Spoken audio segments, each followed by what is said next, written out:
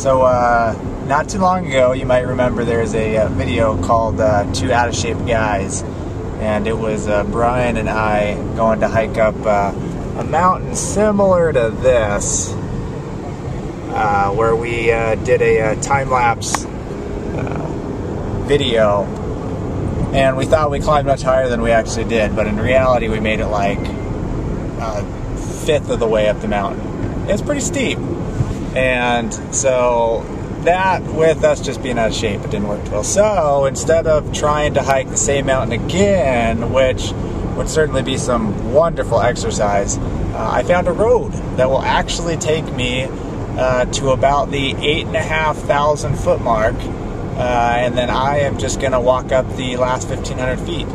That in itself will be a big enough climb instead of hiking 5,000 feet from about where we are right now. So just going to do a little drive-in. I'm hoping that the road, and this is kind of where I'm going here, I'm hoping these roads are open, because if they're not open, it's going to be a real short trip, and I will be going home.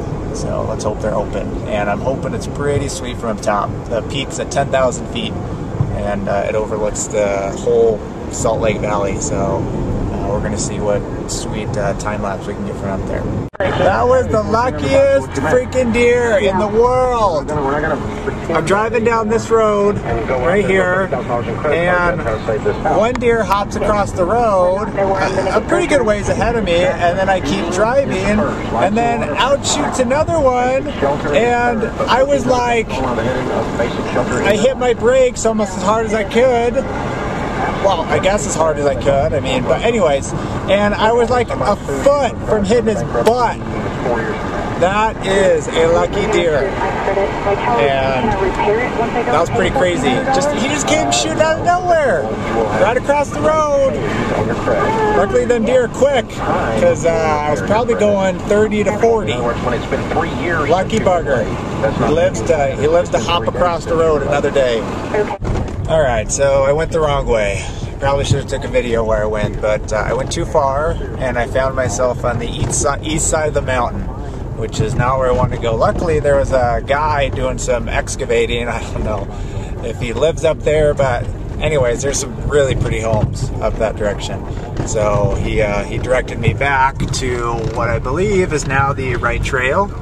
I'm a little behind schedule. It's 8:30. I was hoping to be there at 8, but anyways, at least I found another sweet road that looks over the eastern mountains. It's pretty cool. But let's see where this goes. Oh, I got a car coming at me. I found some friends. Soon you'll quit being kind to those closest to you, and then very soon you'll quit being kind to a bunch of cows in my way. But it starts there. You're slowing me down. The basic heifers. Ability to control your temper. The basic ability to save money. The basic ability to get out of the road. Your mouth. Oh. The basic ability to control what comes out of your mouth. There you go. Everyone go to the left. There you go. Those are the things. There you go. Ah, the cows. Good cows. See you later, cows. Silly cows in the middle of the road. Alright, I made the turn. There's Utah Lake right there. A little bit more of a straightaway, and I am where I need to be. I don't know where that road it takes me, but it's pretty interesting. It looks like it's almost like the ocean, like at low tide, when the water's moving out. That's pretty interesting. So we're making it. The poor little Corolla, it's getting kind of an off-road adventure. But good thing I'm like an expert off-roader, so there are a bunch of guys on a quad past me, and they're probably wondering, okay, is that dude really driving a Toyota Corolla up here? Oh, what's that? There's a Road Runner. I don't know if you can see that. That's a fat one. Look at close to it. Come on, Road Runner. Are you a Road Runner? What are you? What's that big fat thing? A quail? I do not know.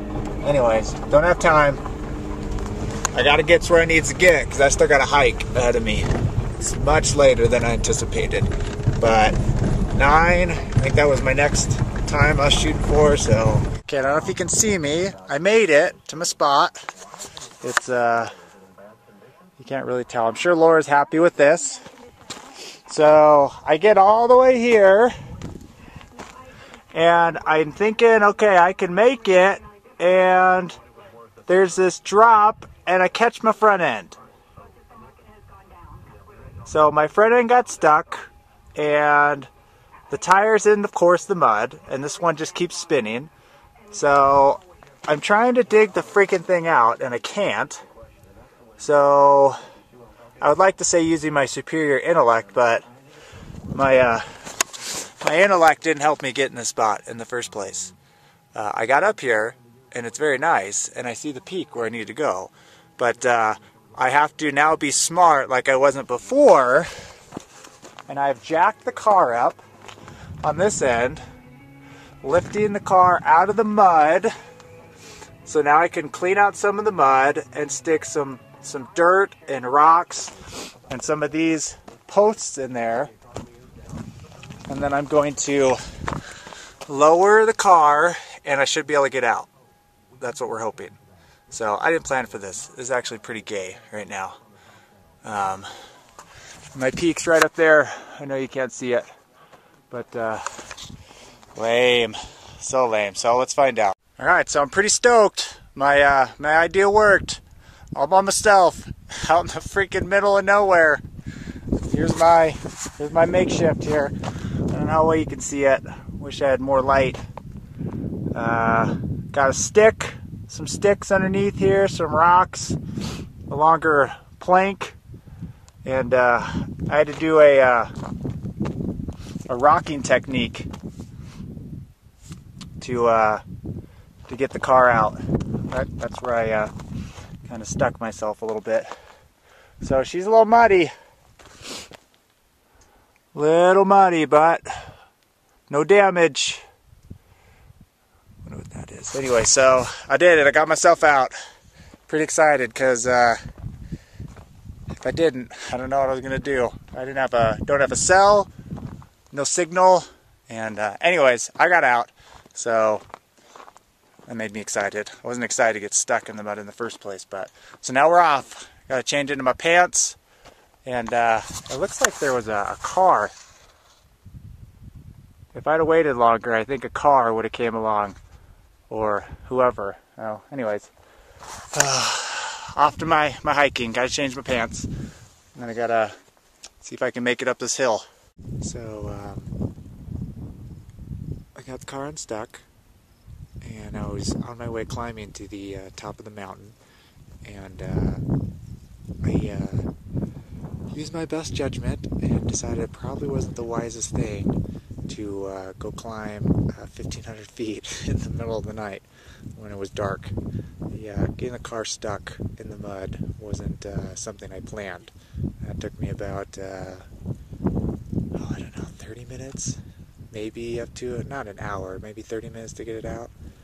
And so I decided to go back down the mountain to another spot I saw, which overlooks the whole, well, not the whole valley. We're looking at Springville, and I believe it's Spanish Fork, and I don't know what's further down there beyond Spanish Fork. I'm still learning the territory in Orem. I think Orem is towards where we're looking right now, and Utah Lake is, can't really see it, but anyway, so coincidentally not, after I got the truck out, a guy pulls by in a Jeep, which would have been great like 30 minutes earlier. And then, if it makes anything better, I find the same dude at the top of this mountain. So they're sitting off to my right, he and his girlfriend. And we just ran into each other. Shared a little bit of my story, what my plan is, so kind of intruding on their special moment. But hey, you gotta do what you gotta do. When you gotta get the shot, you gotta get the shot. So I'm ready for the long haul. It's full moon, which is making the picture look pretty sweet. course, it doesn't look like that in the camera, but so next time I'll make it to the top of the mountain. Next time. Okay, I don't know if you can see me. The time is 3 o'clock, and I expired both of my batteries, which it's probably pretty bumpy for you guys watching, which for some reason only seem to be lasting 2 hours, so I'm not too excited about that, but I have had them for a little while, and batteries, sadly enough, do lose their charge. So I have to think of something else, another alternative to get in longer. I only got about a little over 3 hours of exposure, so that's okay. I'd like to get 4, but anyways, what you gonna do, huh? I know what I'm gonna do. I'm gonna drive down this very awesome looking road here and get myself home. Trying to time how long it takes to get, and I still haven't decided whether I'm going to put the time-lapse video at the end of this, kind of putting a giant collage together. Anyways, boring stuff, I know, you don't want to listen to it.